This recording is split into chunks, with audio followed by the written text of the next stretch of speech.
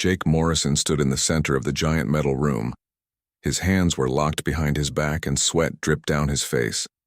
Around him sat 12 strange beings from different worlds. Their eyes glowed in colors he had never seen before. Some had scales, others had fur, and a few looked like walking crystals. The leader was a tall creature made of blue crystal. Her voice sounded like broken glass when she spoke.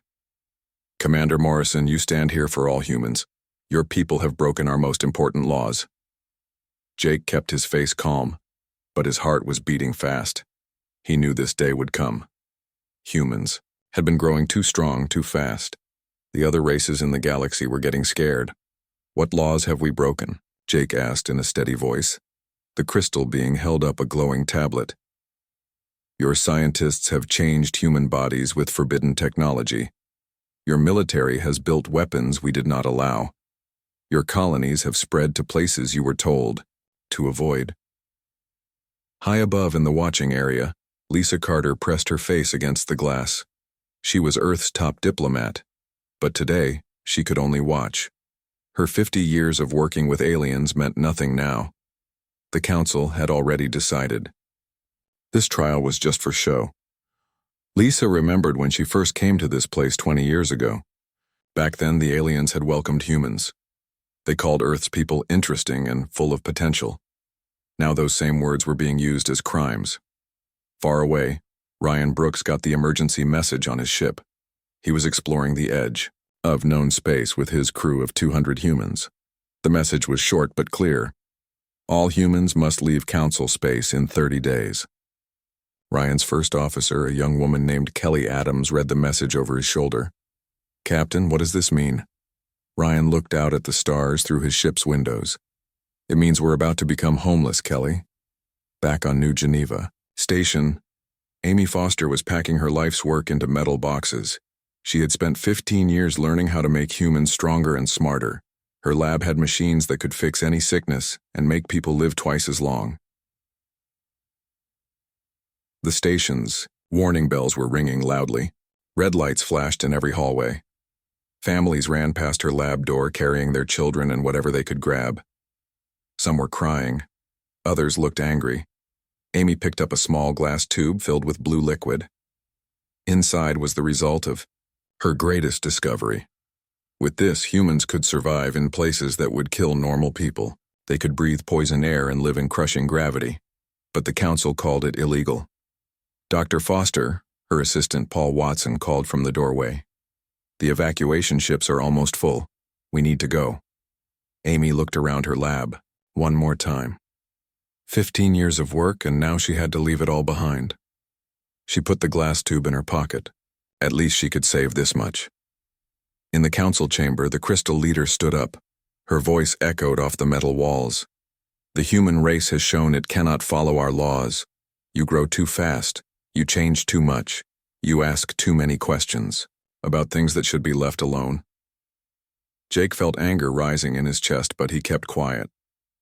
He had been a soldier for 30 years. He knew when a fight was already lost.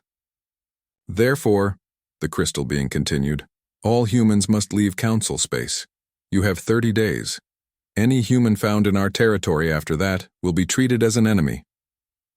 The other 11 council members nodded their strange heads. Some made clicking sounds. Others flashed colored lights. All of them agreed. Jake finally spoke. "You're making a mistake. Humans have been good members of this council. We've helped fight pirates, we've shared our discoveries, we've saved lives."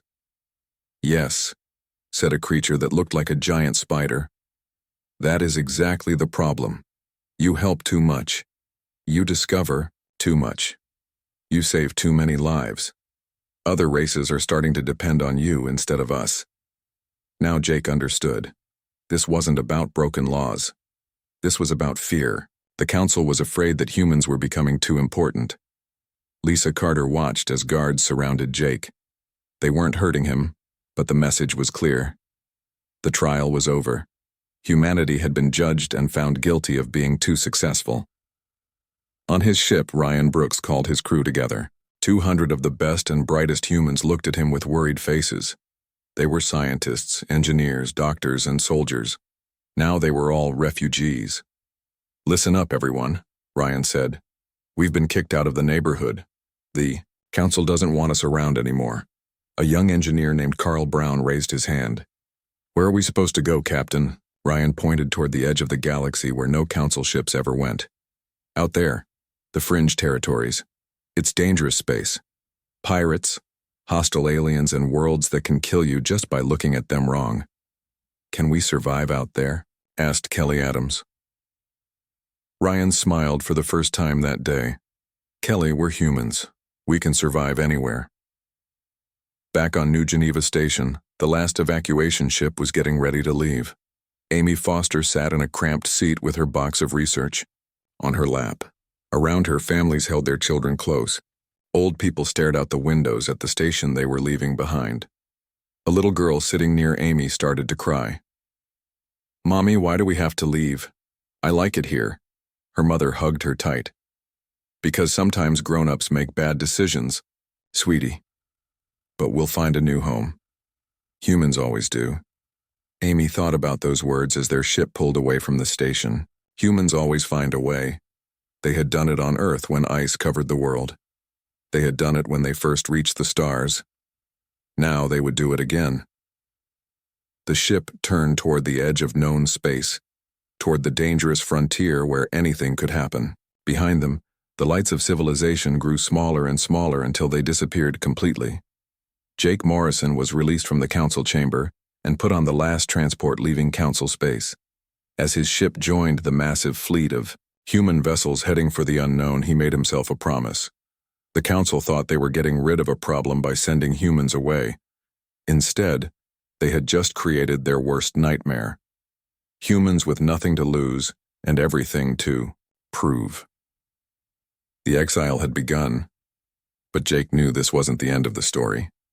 It was just the beginning. 3 years had passed since the council threw humans out of civilized space. The first year had been the hardest.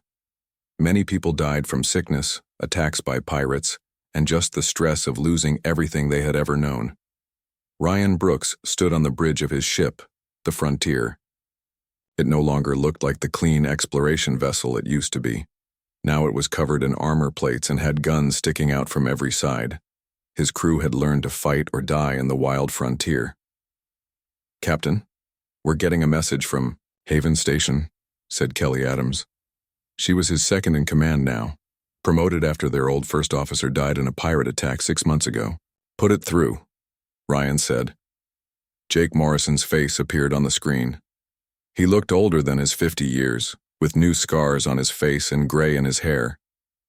Ryan, we need your ship at the asteroid belt. The Kralians are moving a big fleet toward our mining operation. How big? Ryan asked. Big enough to wipe us out if we don't stop them, Ryan nodded. We'll be there in 6 hours. Haven Station was built inside a huge floating rock in space.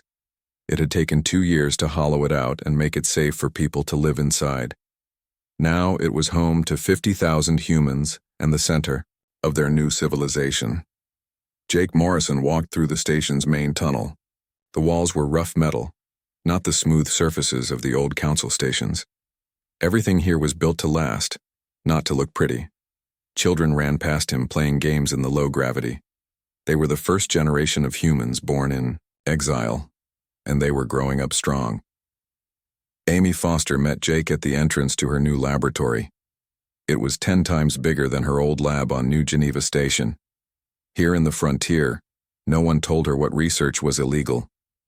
Jake, I need to show you something, Amy said. She led him to a room where 10 volunteers lay on metal tables. They all looked peaceful, like they were sleeping. What's happening to them? Jake asked. They volunteered for the enhancement program. In 3 days, they'll wake up twice as strong. As normal humans, they'll be able to see better, think faster, and live longer. Jake looked worried. Amy, this is exactly what got us kicked out of council space. Amy smiled. Jake, we're not in council space anymore. Out here, we need every advantage we can get to survive. The first volunteer opened his eyes. His name was Danny Clark, a former soldier who had lost his arm in a pirate attack. Now he sat up and looked at his new arm. grown back by Amy's machines. "How do you feel?" Amy asked. Danny flexed his fingers. "I feel like I could punch through a wall." He looked at Jake. "Commander, when do we start training the new soldiers?" Before Jake could answer, alarms started ringing throughout the station. Red lights flashed and a voice came over the speakers. "All combat teams to battle stations. Enemy fleet approaching." The Kralian pirates had arrived earlier than expected. Their ships looked like flying knives, black and sharp. There were 30 of them, more than enough to destroy Haven Station and everyone inside it. Ryan Brooks brought his ship alongside the station. Around him, every human vessel in the system was moving to defend their new home. They had fishing boats with guns welded on the side, cargo ships turned into bombers, and even some old pleasure craft loaded with missiles. "This is Ryan Brooks, to all ships," he said over the radio. "Remember, we're not fighting for the Council anymore. We're fighting for our families, for our future, for the right to exist." Jake Morrison watched the enemy fleet from Haven Station's control room. His military training told him they couldn't win this fight. The pirates had better ships, more weapons, and years of experience fighting in space. But humans had something the pirates didn't expect. "All ships execute Plan Delta," Jake ordered. The human fleet suddenly scattered in all directions. It looked like they were running away in panic. The Kralian commander laughed and ordered his ships to chase them down one by one. That was exactly what the humans wanted. As soon as the pirate ships spread out, hidden human fighters came out from behind asteroids. Paul Watson had spent months building small, fast ships that could hide in space rocks. Now they struck like angry wasps. Ryan Brooks led the counterattack. His ship dove toward the largest Kralian vessel, dodging their weapons fire. Behind him, 20 other human ships followed, all firing at once. The battle lasted 4 hours. When it was over, 23 Kralian ships were destroyed or damaged. 7 human ships were lost, but Haven Station was safe. Amy Foster worked for days treating the wounded. Her enhanced volunteers, like Danny Clark, had fought better than anyone expected. They moved faster, healed quicker, and made decisions in battle that saved lives. "Jake," Amy said as she worked on an injured pilot, "we need to expand the enhancement program. If we're going to survive out here, we need every human to be better than they were before." Jake knew she was right. The Council had banished them for being too advanced. Now being advanced was the only thing keeping them alive. Lisa Carter arrived at Haven Station a week after the battle. She had been traveling between the scattered human colonies trying to keep everyone working together. What she found surprised her. "Jake, we're not just surviving out here," she said as they walked through the station's market area. "We're growing. We're becoming something new." She was right. The humans in the frontier were different from those who had lived safely in Council space. They were harder, smarter, more willing to take risks. Children learned to fix machines before they learned to read. Everyone knew how to fight, how to survive in space, and how to work as a team. "Lisa, I've been thinking," Jake said. "Maybe getting kicked out was the best thing that ever happened to us." "What do you mean?" Jake pointed to a group of children playing with toys made from scrap metal. "Look at them. They're not afraid of anything. They don't ask permission to try new things. They don't wait for someone else to solve their problems." Lisa nodded. "The Council created us as enemies by treating us like criminals. Now we're becoming exactly what they feared most." In her laboratory, Amy Foster looked at her latest test results. The genetic enhancements were working better than she had hoped. The new generation of humans would be stronger, smarter, and more adaptable than any humans in history. Ryan Brooks docked his ship at Haven Station and looked out at the growing fleet of human vessels. More refugees arrived every day, not just from Earth, but from other worlds where humans had built new lives. They all came to the frontier because it was the only place they could be free.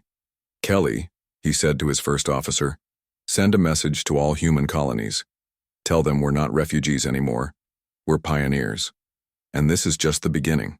Outside the station, construction crews were building new ships, new weapons, and new technology. The Council had tried to stop human progress by sending them away. Instead, They had given humans the freedom to become everything they could be. The exile was over. The rise had begun. 5 years had passed since humans were thrown out of council space. What started as scattered groups of refugees had grown into something the galaxy had never seen before. The Human Alliance now controlled 40 star systems and had over 100 million people living in the frontier. Jake Morrison stood in the command center of Haven Station, but it looked nothing like the rough mining base it used to be. The walls were covered with screens showing human colonies across dozens of worlds. Ships came and went every hour, carrying goods, people, and news between the growing settlements. "Sir, we have a problem," said his aide, a young woman named Carol Hughes who used to work for Lisa Carter. "The Kralians are back. This time they brought friends." Jake looked at the main screen. A fleet of over 200 ships was moving toward the Titan Nebula colonies. These weren't just Kralian pirates anymore. They had allied with 3 other criminal groups to try to wipe out the humans once and for all. "How long do we have?" Jake asked. 6 days before they reach our people." Jake activated the emergency communication system. Within minutes, he was talking to every human commander in the frontier. "This is Jake Morrison. The enemy is coming with everything they have. It's time to show them what happens when you threaten human families." Ryan Brooks got the message while exploring a new star system at the edge of known space. His ship had found something amazing there, but the war would have to come first. He turned his fleet around and headed back toward the fighting. "Captain," said Kelly Adams, "the new discovery will have to wait." Ryan looked at the strange metal ring floating in space behind them. His science teams called it a void gate, and they thought it might be a way to travel instantly between stars. But right now, his people needed him more than science did. Amy Foster was working in her new research facility on Haven Station when the alarm came. Her genetic enhancement program had grown huge. Now she had labs on 12 different worlds, all working to make humans better than they had ever been before. Her latest group of volunteers was different from the others. These people had agreed to change so much that they barely looked human anymore. They were 8 feet tall, covered in armor-like skin, and could survive in the vacuum of space without suits. "Doctor, are you sure about this?" asked her assistant, Paul Watson. He was worried about how far the changes were going. Amy watched, as one of the enhanced humans picked up a piece of steel and bent it like soft clay. "Paul, we're not trying to stay human anymore. We're trying to become something better." The enhanced humans called themselves the Guardian Corps. There were only 50 of them, but each one was worth 10 normal soldiers. They could think faster than computers, move quicker than machines, and fight longer than anyone thought possible. Danny Clark had been one of the first to volunteer for the extreme changes. Now he looked like a walking tank, but his mind was still completely human. "Commander Morrison," he said in a voice that sounded like distant thunder, "the Guardian Corps is ready for battle." Meanwhile, Lisa Carter was far from the fighting, working on something just as important. She had been meeting with leaders of other species that lived in the frontier, not pirates or criminals, but good people who had been pushed out by the council just like humans had been, the outcasts they called themselves. Dozens of different alien races that didn't fit into the council's vision of how the galaxy should work. Some were too violent, others too peaceful. Some asked too many questions, others refused to follow orders they didn't agree with. "Lisa," said Commander Zara, a reptile-like being whose people had been exiled for refusing to give up their warrior traditions, "your humans have given us hope. You've shown that the strong can protect the weak without trying to control them." Lisa smiled. "Zara, that's because we learned something the Council never understood. True strength comes from working together, not from forcing others to obey." The alliance Lisa was building included the Zeth, a race of honorable warriors who respected human fighting spirit. There were also the miners, small people who could work in conditions that would kill most other species. The builders specialized in creating things that lasted forever, while the traders could find resources anywhere in space. Together, these outcast species had almost as many people as the human alliance. If they could work as one, they would be stronger than most council worlds. The battle for the Titan Nebula colonies began badly for the humans. The pirates had learned from their previous defeats and brought weapons designed specifically to fight human ships. For the first 2 days, it looked like the criminal alliance might actually win. Jake Morrison commanded the defense from his flagship, a massive battleship called Freedom's Edge. Around him, human ships fought with everything they had, but they were badly outnumbered. That's when Ryan Brooks arrived with his discovery. "Jake, I need you to pull your fleet back to Coordinate 77 Alpha," Ryan said over the communication system. "Ryan, if we pull back now, we'll lose the colonies. Trust me." Jake gave the order, and every human ship retreated to a point in empty space. The pirates followed, thinking they had won. Then Ryan Brooks activated the Void Gate. The ancient alien device created a tunnel through space itself. Suddenly, ships from every human colony in the frontier came pouring through. Within minutes, the humans went from being outnumbered 3-1 to having twice as many ships as their enemies. But the real surprise came when Lisa Carter's Outcast Alliance arrived through the gate as well. Seth warriors, mining guild ships, and trader vessels joined the battle. The pirates found themselves surrounded by a fleet 10 times larger than their own. The battle lasted only 4 hours after that. Most of the pirate ships were destroyed or captured. The few that escaped spread the word throughout the frontier. Humans and their allies were not to be messed with. After the victory, Jake Morrison was promoted to Supreme Commander of all Human Alliance forces. In his acceptance speech, he said something that would be remembered for generations. "We didn't come to the frontier to hide from the galaxy. We came here to build something better than what we left behind." Amy Foster's enhanced humans had performed amazingly in the battle. The Guardian Corps had boarded enemy ships and fought hand-to-hand with creatures twice their size. Not one of them had been killed, though many normal humans had died. "We need more Guardians," Jake told Amy after the battle, "and we need them to be even stronger." Amy nodded. "Give me a year, and I'll give you warriors that can fight in the heart of a star." Lisa Carter's alliance with the Outcasts became official. After the battle, the Treaty of the Outer Rim created the Free Worlds Coalition, with humans as the leading members, but all species having equal rights. "This is what the Council could never understand," Lisa said at the treaty signing. "You don't make people loyal by controlling them. You make them loyal by treating them as equals and fighting beside them." Ryan Brooks continued studying the Void Gate technology. His engineers, led by Paul Watson, were learning to build their own gates. Soon, the Human Alliance would be able to move ships instantly across hundreds of light years. But the most important discovery was simpler than that. The Free Worlds Coalition was proving that different species could work together without anyone being in charge of everyone else. They were showing the galaxy a new way to live. On the edge of Council space, alien diplomats watched the human expansion with growing worry. The species they had tried to get rid of was now leading the largest military alliance in the frontier. Worse, they were giving other species ideas about freedom and equality. The Council had created their own worst enemy. And that enemy was growing stronger every day. 10 years had passed since humans were kicked out of Council space.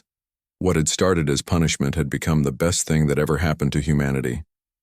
The Human Alliance now controlled over 300 star systems and had 500 million people living throughout the frontier. Jake Morrison stood on the observation deck of his new command ship, Liberty's Dawn. Through the thick glass, he could see the construction of humanity's newest city station. New Terra was being built in the Kepler system and would house 10 million people when finished.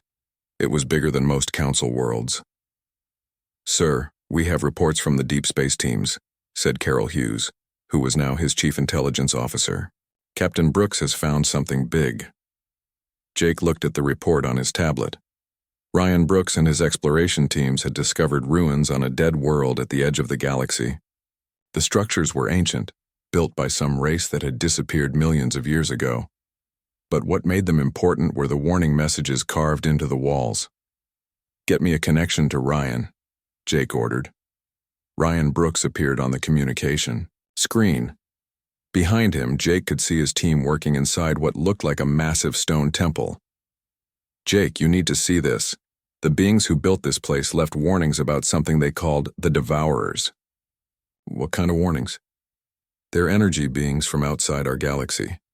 They eat stars, planets, even space itself. According to these records, they destroyed the civilization that built these temples. And Jake, the warnings say they're coming. Back. Jake felt cold fear in his stomach. How long do we have?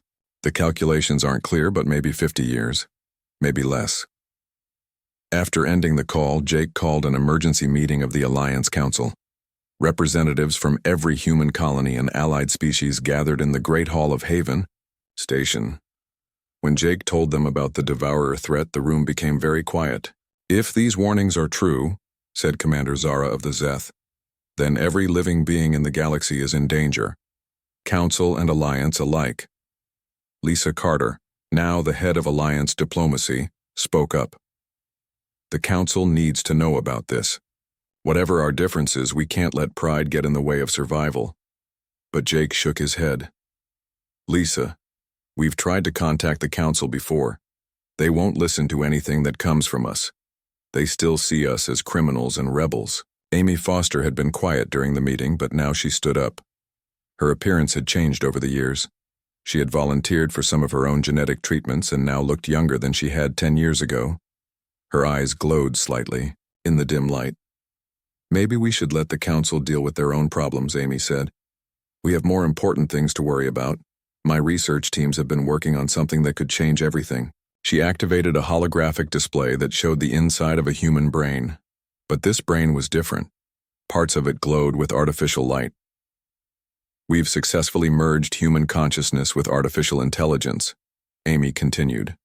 These hybrid beings can process information 1,000,000 times faster than normal humans while keeping all of our creativity and intuition. The room buzzed with excited whispers. Jake looked worried. Amy, how many people have volunteered for this? 50 so far. They're calling themselves the Synthetic Core. They can run entire star systems by themselves, plan military campaigns that would take normal humans months to figure out, and solve scientific problems in minutes instead of years. One of the volunteers, a former scientist named Ben Murphy, appeared on the communication screen. His eyes now glowed with blue light, and when he spoke, his voice had a strange echo to it. Commander Morrison, Ben said, his words coming impossibly fast. I have analyzed the Devourer threat based on the ancient records. We need to begin immediate preparations for a war unlike anything the galaxy has ever seen. Paul Watson, now the chief engineer of the Alliance, had been working on projects that would have been impossible without the new hybrid minds to help design them. His latest ships were works of art and science combined. They could travel faster than anything the Council had ever built and carried weapons that could destroy entire fleets. Jake, Paul said after the meeting, the new ships are ready for testing. We've combined human engineering with technology from 6 different allied species. Plus, we've added some things we learned from studying the ancient ruins. The test flight was amazing to watch. The new ship, called Apex Hunter, moved through space like a living thing. It could change direction instantly, fire weapons in all directions at once, and even survive having its hull torn open. How many of these can we build? Jake asked. With the new hybrid minds helping us design and the allied species providing resources, we can build 100 ships like this every month. Meanwhile, Carol Hughes had been building the Alliance's intelligence network. Her spies were everywhere, even in Council space. What they reported made everyone worried. Jake, the Council is falling apart, Carol said during their weekly briefing. 3 member species have started fighting each other over resource rights. The military can't decide who to support, and their technology hasn't improved in decades. What about their response to outside threats? They don't believe outside threats exist. They think the biggest danger to the galaxy is us. Jake wasn't surprised. The Council had always believed that controlling the galaxy was more important than protecting it. They spent more time watching their own members than looking for real dangers.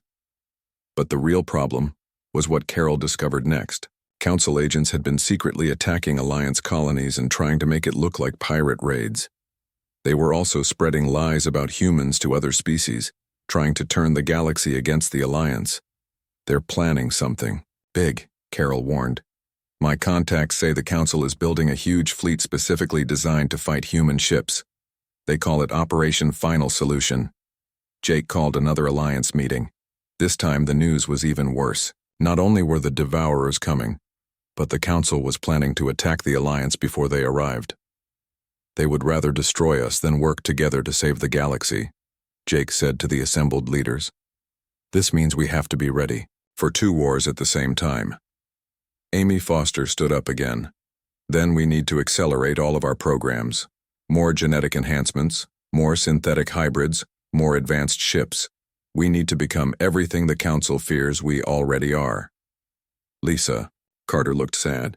I spent 40 years trying to build bridges between humans and other species.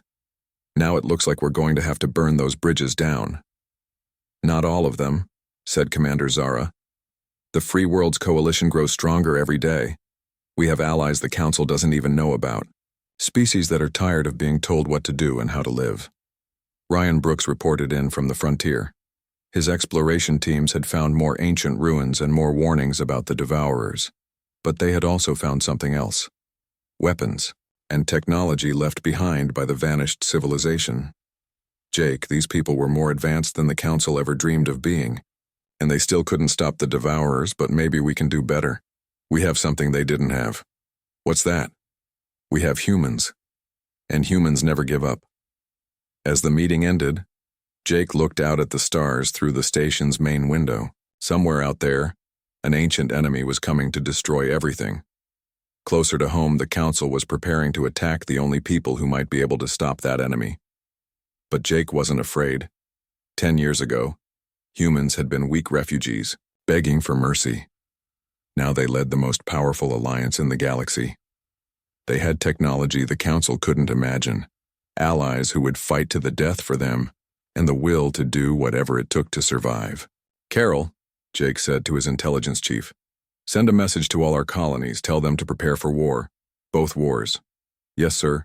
What should I tell them about our chances? Jake smiled. Tell them we're human. That's all they need to know. The expansion was complete. Now came the real test. 15 years had passed since humans were thrown out of Council space. Now the galaxy was about to learn what a terrible mistake that had been. The Devourers came without warning. They appeared at the edge of the galaxy like a black wave of destruction, eating everything in their path. Stars went dark. Planets turned to dust. Entire solar systems simply vanished as if they had never existed. Jake Morrison watched the reports coming in from Council space. The crystal leader who had banished humanity so long ago was now sending desperate messages to every species in the galaxy, begging for help. Supreme Commander, said Carol Hughes, reading from the official Council transmission. They're offering us full membership again. Complete forgiveness for all past crimes. They want us to come home. Jake looked at the message on his screen. The same beings who had called humans dangerous criminals were now calling them heroes and saviors. What do you think, Carol? I think they're scared. Their fleets can't even slow the Devourers down. Every weapon they fire just makes the enemy stronger. That was the problem. The Devourers ate energy. Council weapons were all energy-based. Every time they shot at the enemy, they were feeding it. Amy Foster had been preparing for this day for 5 years. Her laboratories across Alliance space had been working day and night to create weapons that could hurt beings made of pure energy. She called them disruption weapons, and they worked by tearing apart the bonds that held energy together. Jake, Amy said as she demonstrated her latest creation, this rifle can turn a devourer into harmless light particles, but we need to get close enough to use them. How close? Close enough to see them with your own eyes. The plan Jake came up with was crazy, but it was the only thing that might work. The Alliance fleet would use the void gates to appear right in the middle of the Devourer swarm. They would hit the enemy with disruption weapons before the Devourers knew what was happening. Ryan Brooks was given command of the Deep Strike mission. His ship, Apex Hunter, had been rebuilt specifically for fighting energy beings. It was covered in armor that reflected energy attacks and carried enough disruption weapons to destroy a small army of Devourers. Captain, said Kelly Adams, now his first officer and one of Amy's enhanced humans, the synthetic core has calculated a 93% chance that this mission will save the galaxy. What about the 7% chance that it won't? Kelly's glowing eyes dimmed slightly. In that case, we all die fighting. Lisa Carter was aboard the flagship when the Alliance fleet prepared to jump into Council space. She had spent the last month negotiating with every species in the galaxy, building a coalition that included even former enemies. "Jake," she said, over the communication system, "I've got confirmation from the Traders Guild, the Mining Collective, and even some of the old pirate clans. Everyone who can hold a weapon is joining this fight." "Even the Council members?" "Especially the Council members. They've seen what happens when the Devourers reach a populated world. They know this isn't about politics anymore." The jump through the Void Gate was the largest military movement in galactic history. Over 10,000 ships from dozens of different species appeared in Council space at the same time. The Devourers had never faced anything like it. The battle began immediately. The Devourers looked like living shadows with burning eyes, each one the size of a battleship. They moved through space like sharks through water, fast and deadly. When they attacked Council ships, the vessels simply dissolved into nothing. But when they attacked human ships, something different happened. The disruption weapons worked exactly as Amy had promised. Devourers that touched the special energy beams came apart like smoke in the wind. Jake Morrison commanded the battle from his flagship, watching as his people fought the ancient enemy that had destroyed civilizations millions of years ago. The Guardian Corps, Amy's super soldiers, were boarding Devourer vessels and fighting the energy beings hand to hand. Danny Clark, now more machine than man, punched his way through the hull of a Devourer ship. His armor was designed to absorb energy attacks and turn them into power for his weapons. "Commander, we're inside their command vessel, planting disruption charges now."